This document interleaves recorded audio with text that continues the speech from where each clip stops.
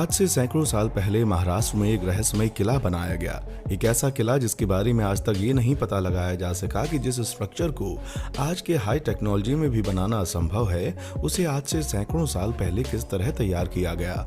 और तो और महाराष्ट्र में बने इस किले को पूरी दुनिया का सबसे खतरनाक किला कहा जाता है, क्योंकि आज तक इस किले के ऊपर जितने भी लोगों ने चढ़ाई की है उनमें से सभी लोग वापस नहीं आ सके।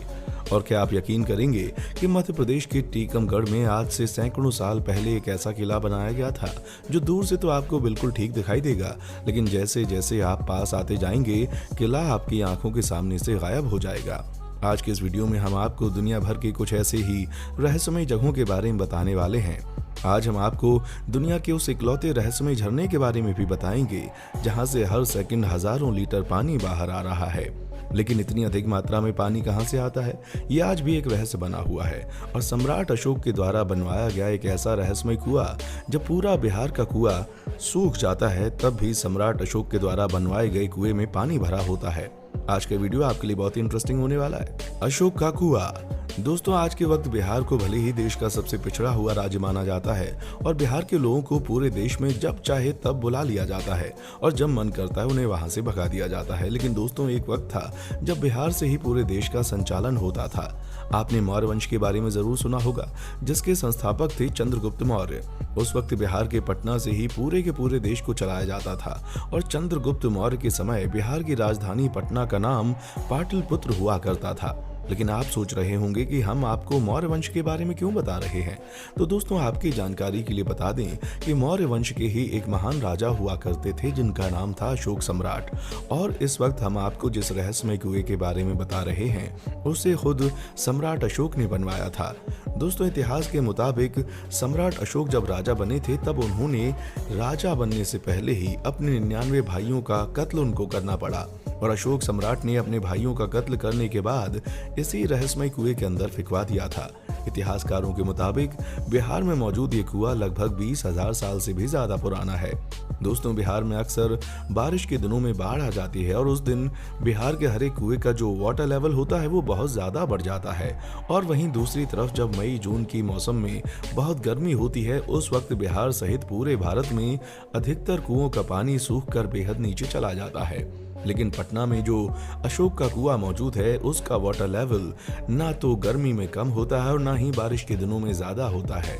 दोस्तों, कुछ इतिहासकारों का मानना है कि अशोक सम्राट ने इस कुएं को बहुत ही खास तरीके से बनवाया था और कुएं के पानी के नीचे एक गुप्त दरवाजा भी मौजूद है जहां से एक लंबी सुरंग का रास्ता मिलता है और सम्राट अशोक ने उस सुरंग के भीतर अपने राज्य का खजाना छुपा कर रखा था। रहस्यमय झरना। दोस्तों, दुनिया भर में जितने भी झरने होते हैं वो किसी नदी से जुड़े हुए किसी पहाड़ी से नीचे गिरते हैं। लेकिन इस वक्त हम जिस झरने की बात कर रहे हैं वो झरना किसी पहाड़ी से नीचे नहीं गिरता, बल्कि ये झरना फ्रांस के बरगंडी राज्य में मौजूद है।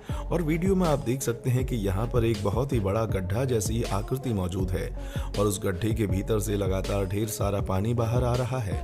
दोस्तों, आपको जानकर हैरानी होगी कि नॉर्मल दिनों में इस अजीब व गरीब झरने से हर सेकेंड लगभग 400 लीटर पानी बाहर आता है। वहीं जब फ्रांस में बारिश का मौसम आता है उस वक्त इस झरने से एक सेकंड में लगभग 5000 लीटर से भी ज्यादा पानी बाहर आने लगता है। लेकिन हैरानी की बात तो यह है कि पिछले 300 सालों से इस झरने के ऊपर शोध चल रहा है। दुनिया भर के वैज्ञानिक इस बात का पता लगाना चाहते हैं कि इस अजीबो गरीब झरने में पानी आ कहां से रहा है, लेकिन आज तक एक भी वैज्ञानिक इस बात का पता नहीं लगा पाया। दोस्तों, आपको जानकर हैरानी होगी कि अब तक 10 से भी ज्यादा गोताखोर अपनी इच्छा से इस गड्ढे के भीतर ये पता लगाने के लिए गए थे कि इसमें पानी कहां से आ रहा है और इस गड्ढे का आखिर कहीं तो एंड होगा। लेकिन अफसोस कि उनमें से एक भी गोताखोर उस गड्ढे के भीतर जाने के बाद कभी वापस नहीं आ पाया। दोस्तों, आपकी जानकारी के लिए बता दें कि आज से लगभग 400 साल पहले रोमन साम्राज्य के लोग इस गड्ढे नुमा झरने के पानी का इस्तेमाल करते थे।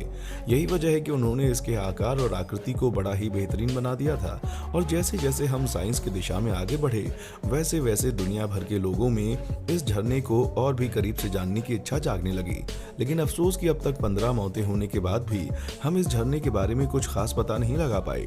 दोस्तों, कुछ लोग ऐसे हैं जो पौराणिक कथाओं पर विश्वास रखते हैं। उनका मानना है कि इस झरने के अंदर से पानी कहीं और से नहीं बल्कि दूसरी दुनिया से आता है और इस गड्ढे के भीतर से दूसरी दुनिया का एक रास्ता खुलता है जहां पर सिर्फ और सिर्फ सांप रहते हैं। अब ये बात कितनी सच है ये तो भगवान ही जाने। गढ़कुंडार का किला। दोस्तों, मुगलों ने हमारे भारत की संस्कृति और सभ्यता को कितना नुकसान पहुंचाया ये तो पूरी दुनिया जानती है और इस वक्त हम आपको जिस रहस्यमय किले के बारे में बताने जा रहे हैं वहां पर भी मुगलों ने अपना आतंक मचाया था। दोस्तों, गढ़कुंडार का किला हमारे भारत के सबसे रहस्यमय किलों में से एक है जो मध्य प्रदेश के टीकमगढ़ जिले में एक गांव की पहाड़ी पर मौजूद है। दोस्तों, इस किले की जो सबसे खास बात है वो ये कि जब आप बहुत दूर से इस किले को देखेंगे तो ये बिल्कुल साफ दिखाई देगा, लेकिन जैसे जैसे आप इस किले की तरफ आना अपना रास्ता फॉलो करते हुए आएंगे तो आप पाएंगे कि किला तो इस रास्ते पर है ही नहीं, वो तो कहीं दूसरे रास्ते पर मौजूद है।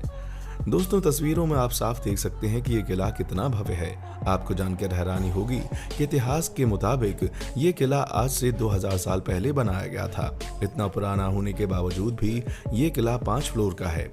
एक बार की बात है जब मुगलिया सल्तनत के राजा मोहम्मद बिन तुगलक की नजर इस किले के ऊपर पड़ गई थी और उन्हें कहीं से जानकारी मिली कि इस किले के राजा मानसिंह की एक बेटी है जो बेहद खूबसूरत है। मोहम्मद बिन तुगलक उनकी बेटी का हाथ मांगने के लिए वहां पहुंच गए, लेकिन मानसिंह किसी भी सूरत अपनी बेटी का हाथ मोहम्मद बिन तुगलक को नहीं दे सकते थे। मानसिंह ने तुरंत इनकार कर दिया, जिसके बाद मोहम्मद बिन तुगलक बौखला गया और गढ़कुंडार के इस खूबसूरत किले के ऊपर हमला कर दिया। लेकिन वहीं दूसरी तरफ जब मानसिंह की बेटी को ये पता चला कि उनके वजह से राज्य का विनाश हो रहा है, तब मानसिंह की बेटी ने इस किले की ऊंचाई से कूदकर आत्महत्या कर ली। कहा जाता है उसके बाद से ही ये किला आज तक एकदम वीरान पड़ा हुआ है।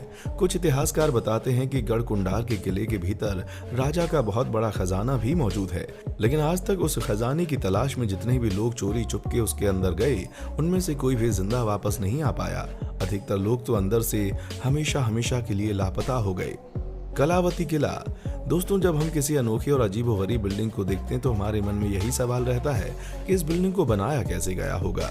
और आज से सैकड़ों साल पहले महाराष्ट्र में एक किला बनवाया गया था, जिसे देखने के बाद आप समझ नहीं पाएंगे कि इस किले को कब और किसने बनाया होगा। आज के वक्त महाराष्ट्र में मौजूद इस कलावती किले को दुनिया का सबसे खतरनाक किला माना जाता है। कहा जाता है इस किले पर चढ़ाई करना और लौटना मौत के मुंह में जाकर निकलने जैसा है। 2300 फीट की ऊंचाई पर बने इस किले पर पानी बिजली तक नहीं है।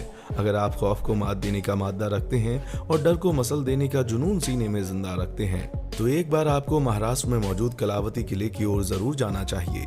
यह किला महाराष्ट्र में मुंबई पुणे रूट पर है। कहा जाता है कि यह किला गौतम बुद्ध नगर के समय से है। पहले इसका नाम मुरंजन किला था, लेकिन छत्रपति शिवाजी महाराज के काल में इसका नाम रानी कलावती के नाम पर रखा गया। तब से यह कलावती दुर्ग के नाम से जाना जाता है। दोस्तों, आपको जानकर हैरानी होगी एक तिकोने पहाड़ी पर मौजूद इस पर चढ़ने के लिए पत्थरों को काट काट कर सीढ़ी बनाई गई है। पूरे भारत से हजारों की तादाद में लोग इस किले को देखने के लिए दूर दूर से आते हैं, लेकिन उनमें से कुछ लोग ऐसे होते हैं जो इस किले के ऊपर की तरफ चढ़ाई कर पाते हैं। सिर्फ लोग नहीं, बड़े बड़े कंस्ट्रक्शन कंपनी के लोग भी जब इस किले को देखते हैं तो उनके मन में भी सिर्फ यही सवाल आता है, आज से सैकड़ों साल पहले लोगों के पास ऐसी कौन सी टेक्नोलॉजी थी जो उन्होंने ऐसे किले को बना दिया। अगर आपके पास इस सवाल का जवाब है तो हमें कमेंट करके बताएं।